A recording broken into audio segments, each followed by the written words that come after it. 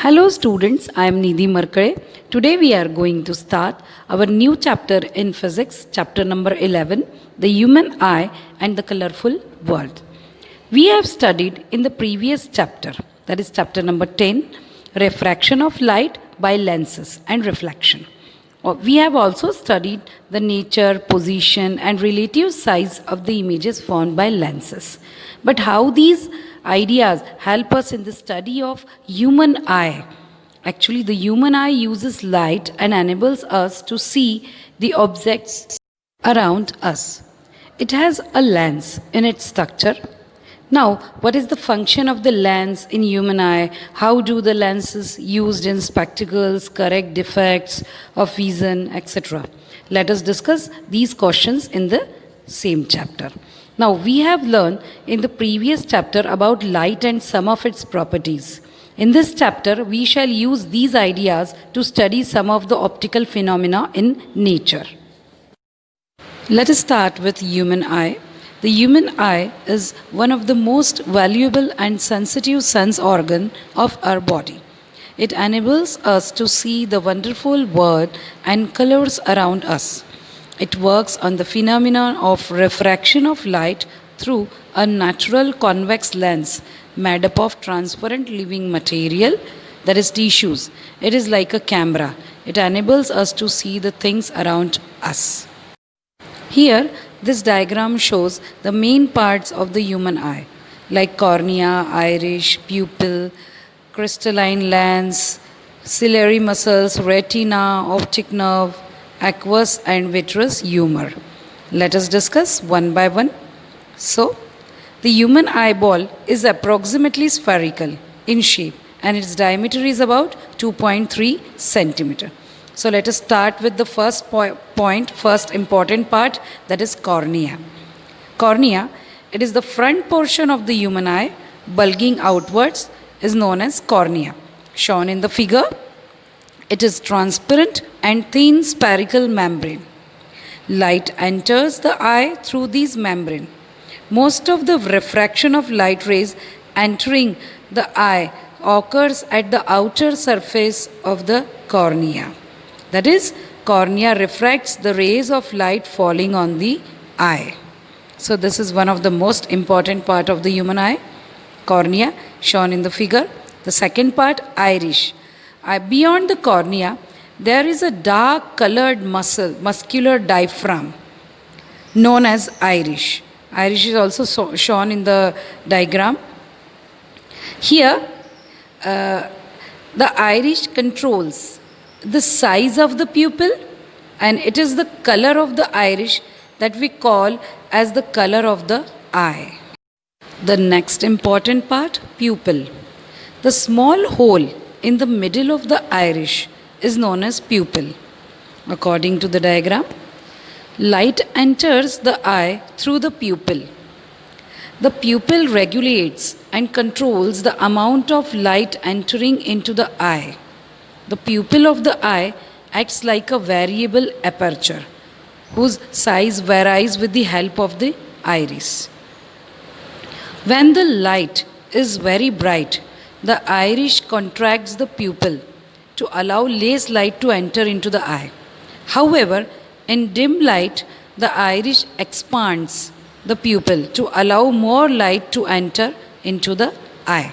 Thus, the pupil opens completely through the relaxation of the iris. So this is another very important part of the human eye. And next point, crystalline lens. Behind the iris, there is the eye lens, which is a convex lens made of a transparent, soft and flexible material like a jelly made of proteins. The focal length and hence converging power of the eye lens is adjustable because its curvature can be changed, modified to some extent by ciliary muscles. It focuses an inverted real image of the object on the retina. Now, next will be ciliary muscles. Ciliary muscles, observe the diagram carefully. They hold the eye lens in position and help in changing, that is modifying, the curvature of the eye lens and hence the focal length of the eye lens. When the ciliary muscles are relaxed, the eye lens becomes thin. Hence, its focal length increases and the converging power decreases.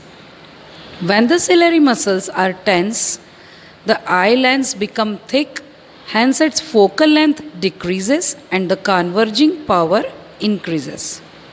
The next one is very important part of the human eye, retina. Retina.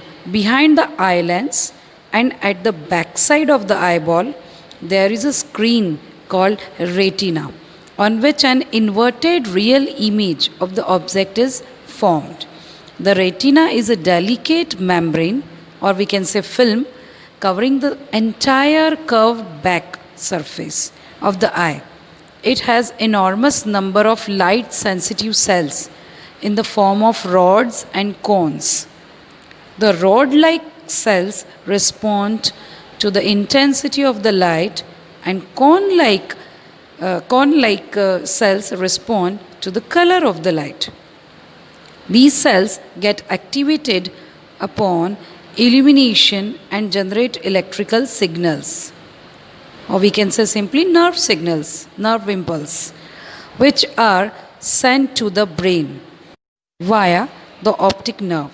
The brain interprets these signals and finally processes the information so that we perceive objects as they are. The next one, optic nerve. See in the diagram behind the back side, it transmits visual information from the retina to the brain. And aqueous and vitreous humor. Aqueous humor, the space between the cornea and the eye lens, is filled with a viscous and transparent liquid known as aqueous humor, which helps the refracted light to be focused on the retina. It also maintains intraocular pressure. And the vitreous humor, the space between the eye lens and retina contains transparent jelly called the vitreous humor. Along with that, some important parts, like the most sensitive part of the retina is known as the yellow spot. The point where the optic nerve enters the eye is totally insensitive to the light and is known as the blind spot. It contains no rods, no cones, hence no electrical signals are generated, even an image is formed at this point. An image formed at this point is not sent to the brain. Then sclera. Sclera is an opaque, fibrous, protective outer layer of an eye containing collagen and elastic fiber. It is also known as the white of the eye. Even including that, eyeball is of the size of human eye. Its diameter is approximately 2.3 centimeter. The distance between eye lens and retina is also 2.3 centimeter. This is the image distance for any position of an object in front of the normal eye, which always remains constant. So students, I hope you understood the initial part of this chapter, that is all the parts of human eye. In next video, we will discuss about power of accommodation. Thank you for listening.